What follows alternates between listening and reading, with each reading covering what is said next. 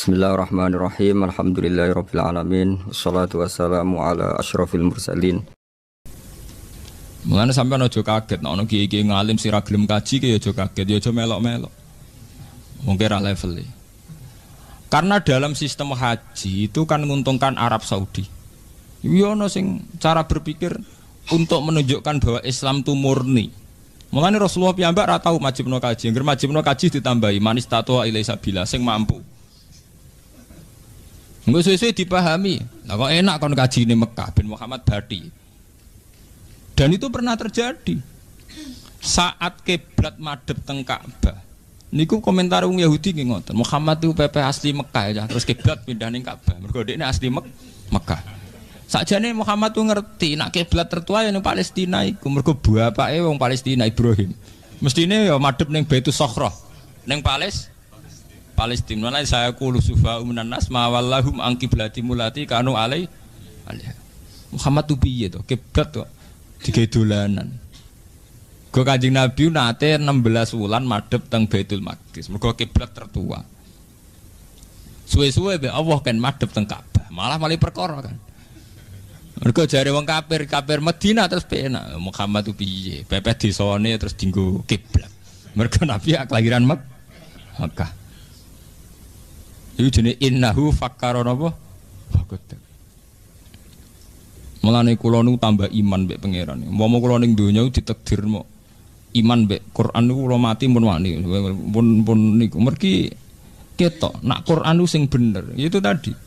Yuriduna ayutfi'u nurallahi bi afahim. Pada akhirnya lawan-lawan Islam mateni Islam lewat silat lidah, lewat silatmu mulut. Bi afahim dengan pinter-pinteran silat lidah. Lah kok mboten sepundi? Peristiwa nasah mansuh. Nggih. Hukum sing dirubah niku nak cara tiang-tiang Islam sing soleh. Nak rifi nasah mansuh itu satu perubahan hukum yang bersifat kondisional li maslahatil ummah. Bahwa nasah mansuh ngrubah hukum sing krana maslahate umat. Tapi wong Yahudi enak oleh provokasi, delok le nabimu pelin-pelan tenan. Wingi muni halal saiki muni haram. Baru muni haram muni. Nah, macam nasah mansuh kan ngrubah hukum, to ngrubah hukum terserah sing komentari itu. Dianggap realistis yo kena. Mergo rubah yang karena kondisio. Nah, diarani pelin-pelan yo kan kena. Nyatane ora konsisten. Bisik PKB saiki PKNU jenenge ora konsisten. Tapi karena jare sing seneng kan, iku jenenge kiai realistis, sadar kondisi yang berbeda yang mengambil sikap yang berbeda. Nah, tapi jare sing gedeng kan jenenge pelin. Padahal cara kula nasah mansuh itu fenomena biasa.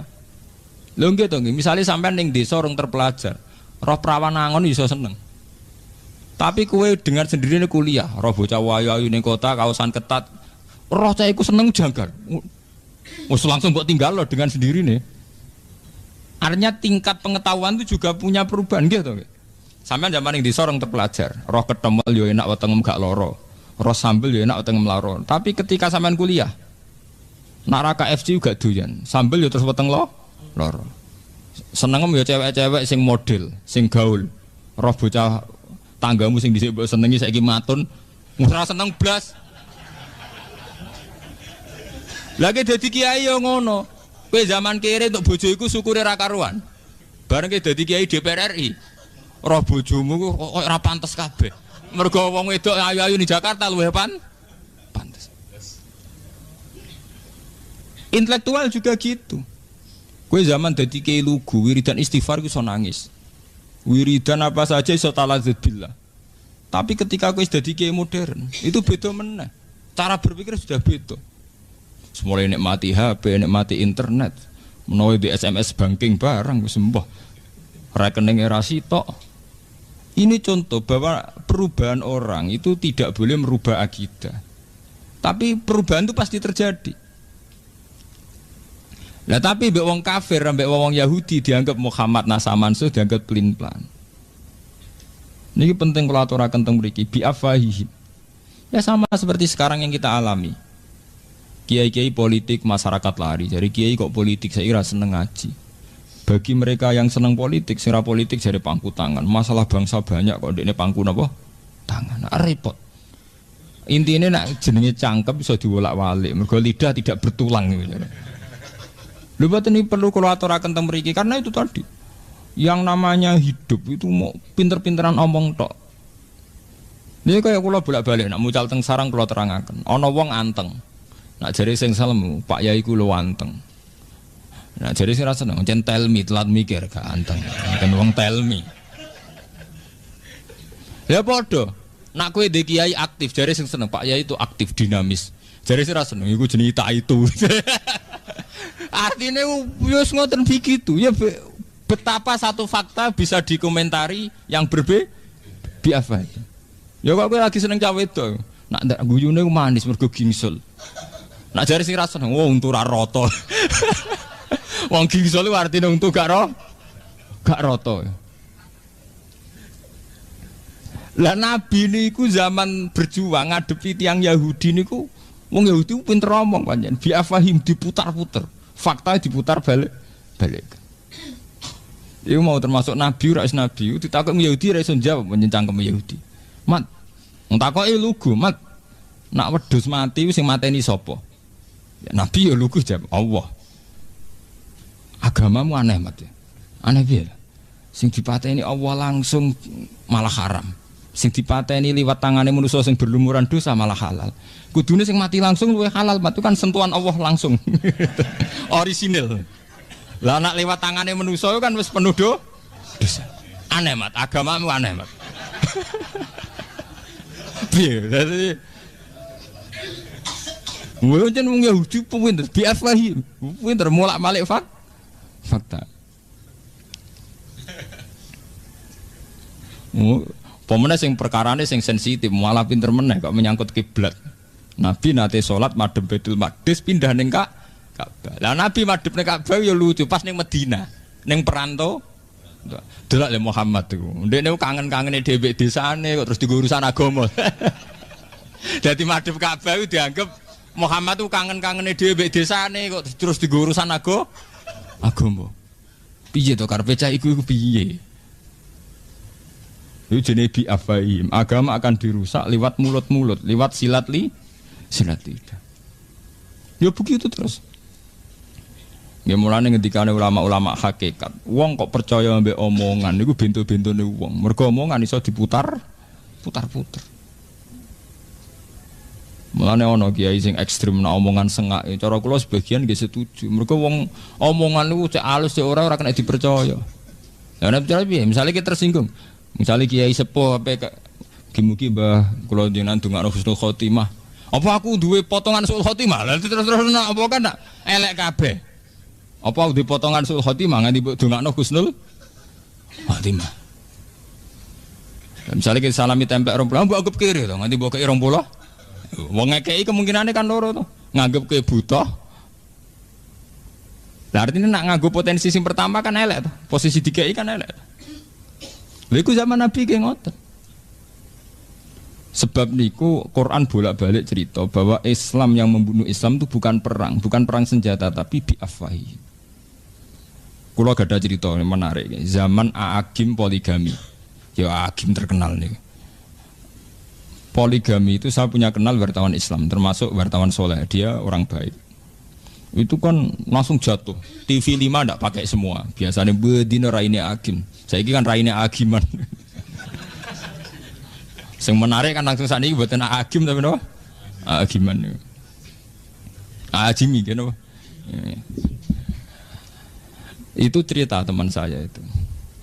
Saat media mengadili poligami, bahwa poligami itu sesuatu yang tidak benar, melahirkan ketidakadilan, bukti bahwa maniak seks dan sebagainya. Itu kalau Aagim yang jatuh itu sepele sekali, karena Aagim hanya seorang kiai, seorang mubalik. Tapi logika menjorokkan poligami itu yang rugi umat Islam, karena kebetulan Muhammad itu berpoligami. Kalau balik ini malih ya. Banyak penulisan tentang poligami kesannya menyudutkan Aagim. Aagim jatuh itu sepele sekali karena dia hanya seorang mubalek, seorang kiai. Tapi logika bahwa poligami benar-benar salah, ya, menyimpulkan bahwa poligami benar-benar yang jorok, itu sudah merugikan Islam karena Rasulullah melakukan poligami. Itu yang kita rugi. Segampangan itu mau pinter-pinteran permainan untuk menyudutkan Islam, tapi gak ketara kesannya yang diadili poligami. Sebetulnya yang tertulis di situ adalah logika-logika betapa salahnya artinya secara umum di situ akhirnya tertulis di berbagai media massa betapa salahnya logika sementara Nabi semua poligami, Nabi Ibrahim ya poligami, Nabi Muhammad poligami. Ya bi'afahim, poligami tidak dianggap nulung wong wedok tapi dianggap bukti hiperseks yang berlebih. Padahal zaman Nabi sampean tahu sendiri banyak perempuan sing lanang mati demi Rasulullah dan banyak yang dinikahi Nabi umurnya 54 swidak papat. Kalau krono sek lha apa rabi wong tuwek-tuwek ya. Ya memang ada di antara sing ayu paling Zainab, Aisyah kena dihitung liyane tuwek-tuwek. Wong Sauda terkena wireng bunder tuwa. Wong sampai ketika ana ayat hijab turun niku Sayyidina Umar ngenyek. Kowe iku ora usah nganggo hijab. Selain ora ana wong menarik kowe nganggo hijab lah tetep ketara nak innaki la sauda. Tetep ketara kena sauda. Kok bundere wis ketara. Umar iku sing sahabat wae wani ngenyek mbek sauda. Sauda iku ana ayat hijab nganggo hijab. Wong wis gak menarik bunder tuwek glundung. Dinya Mbak Umar, kowe ora usah nganggo hijab. Kowe nganggo hijab lah tetep kewenangan nak kowe sauda. Mergo postur tubuh. Lah umpama Nabi poligami krana sek lha apa poligami sauda bareng. Lah anak hakim mak bener, iku mantan pragawati jeneng ayu, iku normal iku sik bener banget. Ya hakim ya sadar nasa mansul, paling dekne pikirane kan. Pulau terkenal duwe akeh, bojo rapati ayu kan rugi dekne. Apa artinya terkenal gak menikmati hidup? Ya kan sah saja. Ya kan normal itu. Sing ra normal kan ora rabi ini. Tapi sing jelas ya, permainan media sampean harus tahu itu tadi. Kata teman saya itu mengingatkan saya, sebetulnya gini Pak Bah, saat hakim yang jatuh karena poligami itu tidak masalah. Ya hanya seorang hakim. Ya, hanya seorang hakim. Tapi kemudian logika poligami begitu salah, logikanya begitu jorok, begitu tidak manusiawi. Itu yang kita rugi karena kebetulan Rasulullah berpoligami. Sebab itu terus rame tulisan yang bela poligami. Lah repote sing bela pancen duwe karep poligami. Ya kan padha repote kan. Nak cara kula pribadinya itu tadi bahwa Rasulullah sebagai nabi itu memang mulai dulu disoal. Mulai kenabiannya sampai punya rivalitas sampai saiki ana Musaddiq, ana Liyaminuddin kabeh rival-rivale nabi udah ketemu Jibril. Liyaminuddin, Musaddiq kabeh. Itu normal sekali, normal sekali. Artinya seorang nabi pasti punya musuh. Wa kadzalika ja'alna likulli nabiyyin aduwwan minal mujrimin, kata Allah. Setiap nabi pasti saya bikinkan musuh. Tapi masalahnya musuh paling fatal kata Rasulullah itu nak sing salah faham wong Islam dhewe ya umate dhewe. Mulane kanjeng Nabi anggere ana wong Islam sing salah iku duka. Kowe kepengin kaya kaum Nabi Musa. Kowe kepengin kaya kaum Bani Israel. Nabi Bani Israel musuhe ora wong sing kafir, tapi musuhe umate dhewe. Iku kakean penjaluan. Lah Nabi Muhammad itu ngadepi umat nggih pun kathah sing ngoten. Jadi sekarang banyak yang menyayangkan hukum Islam. Misalnya ada hukum pancung menyesal. Dalam hukum modern tidak usah pancung. Hukum kisos disesali. Sekarang dalam hukum modern enggak mengenal hukuman mati. Potong tangan disesali. Hampir semua tatanan hukum Islam disesali. Saiki seengkek sawangane nyesali potong tangan, nyesali hukum kisos, nyesali hukum pancung. Engko nang era putune kita nyesali kok zina haram sih. Kok sesuai nang disesali malah wis sampe to ono zina barang haram, barang enak kok diharam. Lho nggih, awal dari menyesali aturan Islam, suwe-suwe kok delodok sing disesali iku hukume. Saiki kan nek sing disesali itu tadi kayak gerakan feminisme. Ini kalau cerita intelek ya. Di Jogja itu di kota-kota besar itu semua mahasiswa itu termasuk untuk studi gratis itu kalau studi tentang gender, tentang kesamaan gender bahwa hak wanita sama persis dengan hak lelaki. Karena kebetulan lagi Islam memposisikan lelaki 1 derajat di atas perempuan. Sekarang hak gender kuat. Wong kula jek eling cilik kula iku lurah wedok iku kiai protes kabeh. Saiki meneh dek lurah, cek bupati, cek presiden ora ono kiai pro. Bahkan suhune kiai tahu duet sampai Megawati ya. Dan itu ndak janggal. Padahal sampean eling to, gek cilik sampean eling to. Ini takono Mbah Sakur sing sebut. Riyen lurah wedok kiai setuju mboten, Mbah? Mboten. Sakniki mulai bupati sampai presiden sampai karena apa? Isu yang digulirkan mereka kesamaan gender, gerakan feminisme itu kuat sekali. Kuat sekali gerakan yang mensejajarkan wanita dengan lelaki. Kuat sekali. Sehingga umat Islam sudah teracuni pikirannya, tidak masalah presiden lelaki atau perempuan, tidak masalah bupati lelaki atau perempuan, tidak masalah. Lah suwe-suwe ya nuntut kalau lelaki boleh poligami kenapa perempuan tidak? Saya ini pertanyaan ini seminar-seminar. Yang butuh variasi seks kan tidak hanya lelaki, perempuan juga bu. Terus-terusnya dulu atau kabeh kan? Suwe-suwe sedang dikaji kemungkinan istri atau nopo perempuan punya hak talak. Hak talak kok lelaki dok? Gak adil. Nak sing lanang ra karep iso megat, nak sing wedok ra doyan sing lanang kok ora iso megat. Mulane kula pribadi, kula nak sering tahajud be pangeran, sing marai kekacauan ini termasuk para kiai, kita sendiri. Yaitu tidak bikin percontohan Islam yang baik. Kita hanya berpegang sama hukum fikih. Kula wani sowan pangeran ketemu ngeten wani. Saya bersumpah berani ketemu Tuhan begini saya berani. Artinya ngeten lho nggih. Cara hukum fikih, rungokno niki, cara hukum fikih, hak talak memang hanya pada suami. Ar-rijalu qawwamun 'alan nisa. Hak talak juga diberikan hanya pada suami. Tapi kita ini masalah protes. Kalau tak cerita, ini cerita ilmu intelek ya. Cerita ilmiah. Awal daripada tolak, piye wae iku ada ketidakpuasan baik suami pada istri atau istri pada suami. Sehingga andaikan keluarga itu mawaddah warahmah itu tidak terjadi tolak. Sebab itu Nabi ngendikan abghadul halal ilawah at-tolak. Tolak itu halal tapi abghadul sesuatu yang sangat dibenci Allah adalah tolak. Jadi halal tapi dibenci Allah. Karena tolak itu masalah sensitif. Nah, sampai naruh rasanya di anak wedok sing lanang gak kebenaran. Kira bingung.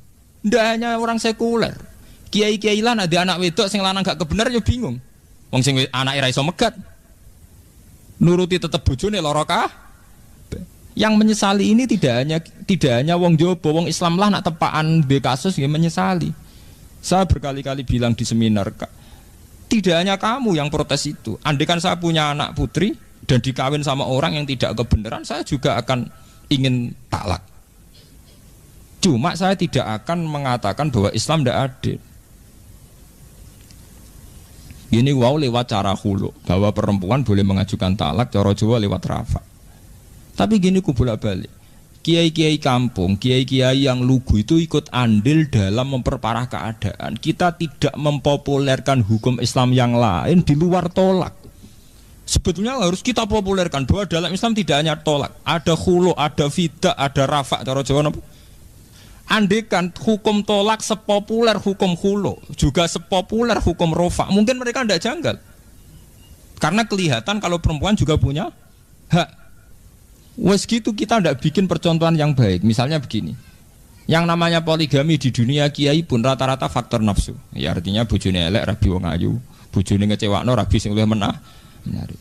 Sehingga ya terjadi stigma bahwa poligami ya mesti unsure seks. Ya akhirnya korbannya wong terus bayangnya zaman Nabi unsurnya juga seks. Makanya kalau setuju model konsep Quran di luar aturan hukum, itu ana laqad kana lakum fi Rasulillah uswatun hasanah. Rasulullah poligami tapi beliau membuktikan adil.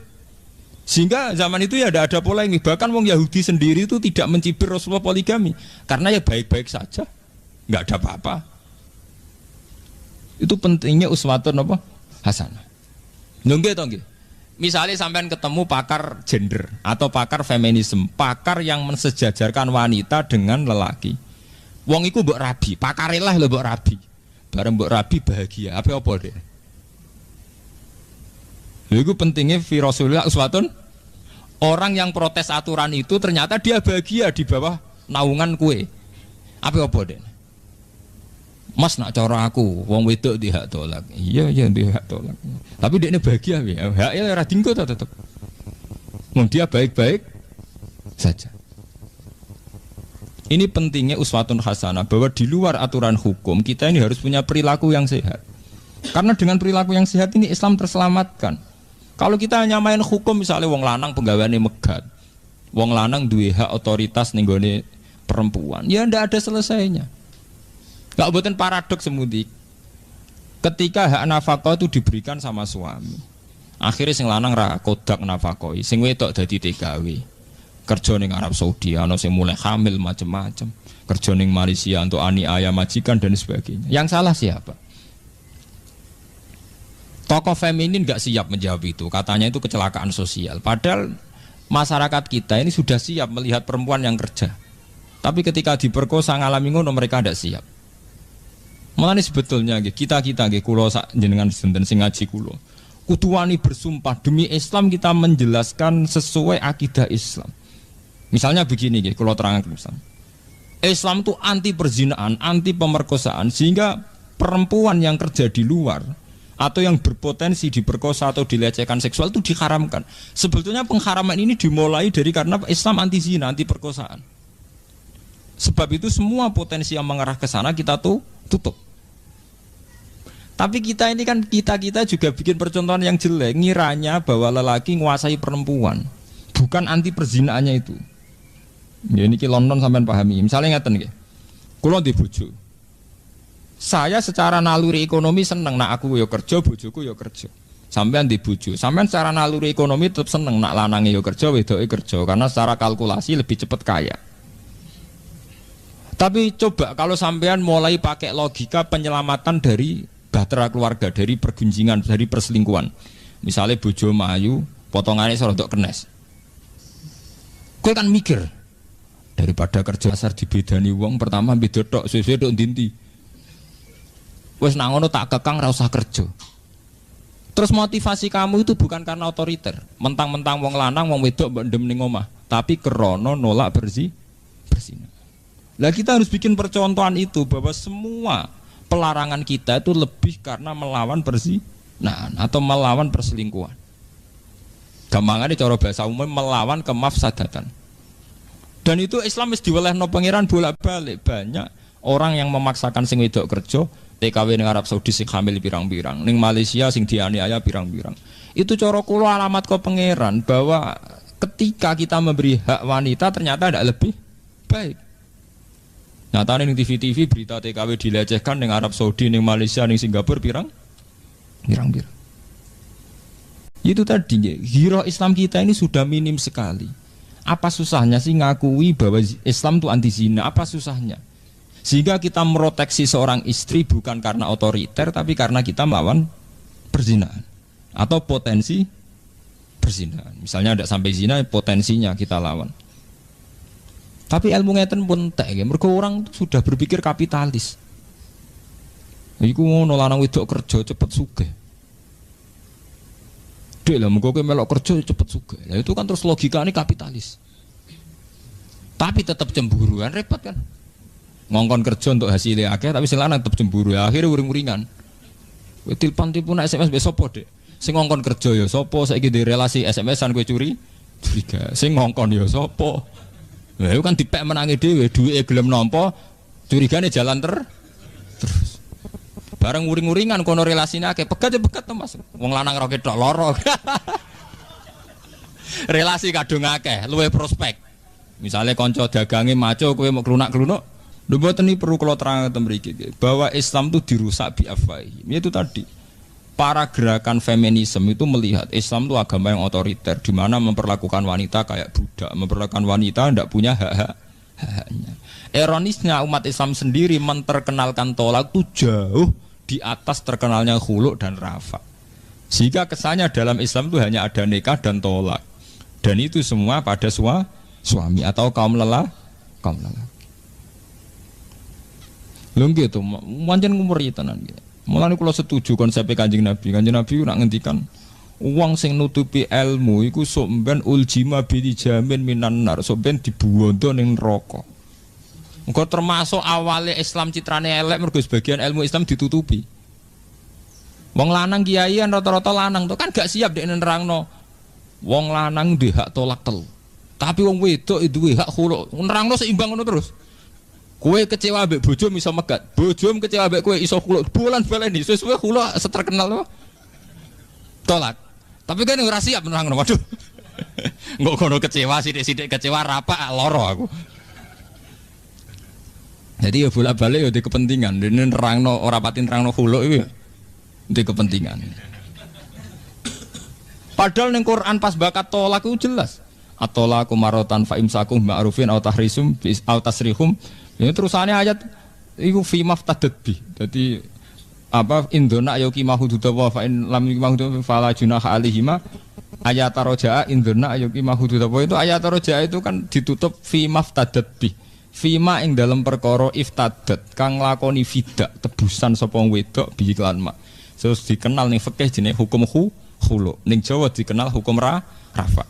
Jika suami istri merasa tidak bisa menunaikan tugas-tugas sebagai suami istri, itu perempuan selagi diberi hak tolak, si perempuan diberi hak khulu. Ya karek peminate sapa pertama sing duwe inisiatif megat. Nak sing inisiatif lanang disebut tolak, nak inisiatif sing wedok disebut khulu. Sebetulnya kan sebanding kan. Gitu. Nah, tapi kan yang kita terkenalkan hukum tolak tok, akhirnya sepi. Mulane kula setuju kawin cara kula dadi menteri agama iku kawin tak wajib noten maca taklek. Ya taklek kesuwen ana 2 tahun nafkah lahir batin. Cara kula sak wulan ta 2 wulan ben jelas ya. Aduh ajur-ajuran nak lah. Mergo ngene iku. Citra Islam terhadap feminisme, terhadap menghormati hak wanita itu sudah hancur total. Mboten niku kula crita tenan. Lah, ironisnya wanita-wanita kota, perempuan-perempuan kota itu sudah yakin sekali bahwa Islam yang menyangkut feminisme itu harus ikut paham feminisme, paham di mana wanita sejajar dengan lelaki. Ya akhirnya mereka nyaman saja jadi pegawai bank, jadi pegawai apa. Ya memang tidak haram, saya yakin itu tidak haram, ya enggak apa-apa. Tapi masalahnya kemudian tidak janggal ini. Enggak janggal bahwa ini melahirkan efek gini wow. Efek potensi perselingkuhan ya, potensi lah tidak harus terjadi potensi. Potensi ini sudah dianggap biasa saja. Padahal sing jenenge perselingkuhan perzinaan kayak apa antinya Quran innahu kana fahisata wa sa'ana apa sabila. Gimana nih nak cara fikih kados mu'in nonton pun lunak, fikih mu'in pun sae kados paham ini pun lumayan. Perempuan itu tidak wajib haji kecuali ada mahramnya atau tidak disertai mahram tapi ma'anis watin kasiroh sikotin bareng sekelompok pasukan wanita. Coba saya kira itu ujung-ujungnya mesti tok karena potensi perzinaan perselingkuhan adalah khuluwah persepen 4 mata lelaki mbek perempuan. Lah kula pribadi gak ada pendapat sebab itu misalnya sampean di anak wedok ayu kerja ning pabrik tidak sebagai sekretaris utawa PRT itu lebih baik ketimbang jadi pembantu rumah tangga karena sering terjadi khuluwah mbek majikan. Lah anak kerja ning pabrik rak di depan umum, misalnya jam 8 sampai jam 4. Mane cara kula wong wedok sing dadi kondektur bis iku luwih halal timbang dadi PRT, mergo di depan umum. Lho bis sing numpak bis sak mulai wong hidung belang, wong tukang zina, wong soleh ana kabeh. Tapi orang tahu tuh hingga kini wong do ngambung ning dhuwur bis. Piye wae di depan umum termasuk proteksi, termasuk nyelamet. Lho gitu. Kemungkinan perselingkuhan di depan umum kan kecil, kecuali sebenarnya ana ira edan wis ora ana wong koyo wedhus kabeh. Tapi kalau di khuluwah 4 mata itu jare Kanjeng Nabi ora ana wong wedok kumpul wong lanang wong loro illa seton salisuhuma kecuali ketiganya napa setan. Iku wong saleh iso rubah.